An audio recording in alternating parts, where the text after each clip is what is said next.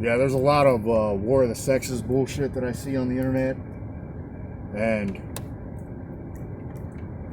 it's honestly an obvious scam to anybody that gets laid or speaks to women.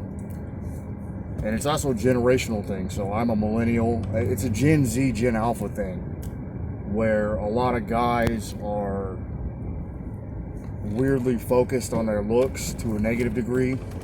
Like, I never, as a man, had other dudes try to comment on my looks until I got on the cesspit of Twitter and got into an argument with some fascists, and they had to try to have something to say, and it was really funny because they were like faceless accounts, and I'm like, well, are you queer? Like, what's the deal here? Would you prefer I be another physiognomy so you can desire to fuck me? Because that's just not a thing. It's not a thing that happened in my generation. You just didn't do that. Of course, a lot of people on the right are probably closeted to a great degree. There's a lot of evidence for that, frankly. But yeah, it's a lot of nonsense. Like, I see guys asking "Oh, well, I'm a gamer. Why wouldn't a girl want to date me?" Well, it's because if you spend 20 or 30 hours of your life passively sitting in front of some screen and talking with online buddies who are probably similarly asocial or antisocial, it's a bad thing for women who are by nature more emotionally intelligent.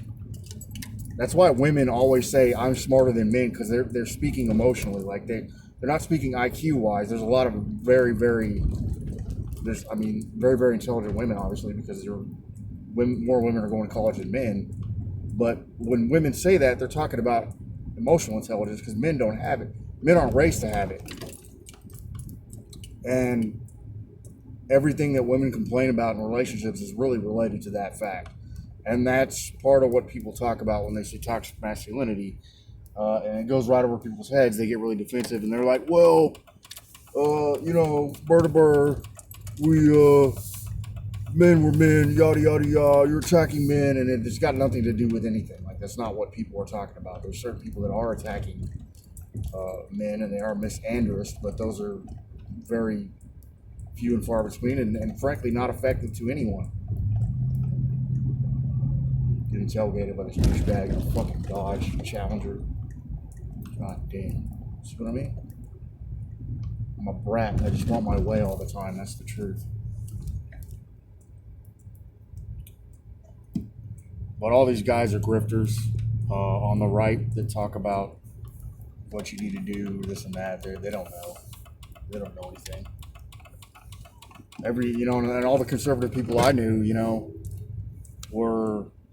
they had really unhappy marriages. I was working with a guy who was having sex with his wife once every 2 months and had 2 kids, and she didn't work and was kind of abusive. It was a shitty experience for him, and he was enslaving himself to the idea that he just had to sit it out and deal with it. It was insane.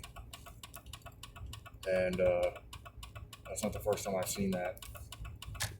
But there is no real reality to you see this stuff online where women are like, well, guys got to make 6 figures. I mean, if these women are models, and what they're doing is they're making money with their bodies, and they're making a lot of money, and they're sex workers. It's really easy for women to make money doing sex work now. Very common. We're getting back to the point to where 10% of the female population is essentially going to be prostituting itself in so many ways.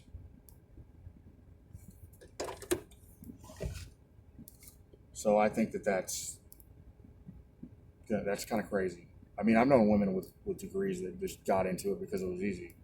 I could sex guys for free, or I could do it and make money. That's an insane way to think, kind of, but it makes sense. And that's where we are. That's what happens when you have unfettered, unregulated internet every single platform is infested with softcore porn.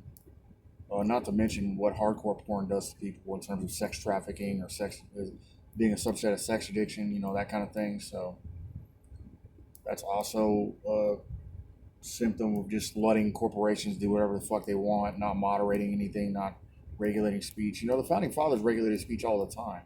We have this idea, and even an interpretation of the courts, we're relatively free compared to Europe, if you want to compare us to the other democracies, but it's not unfettered. You can't just do whatever you want. So the sheer amount of lying and of just insane things that happen on the internet, it's not necessary. It doesn't do anybody any favors.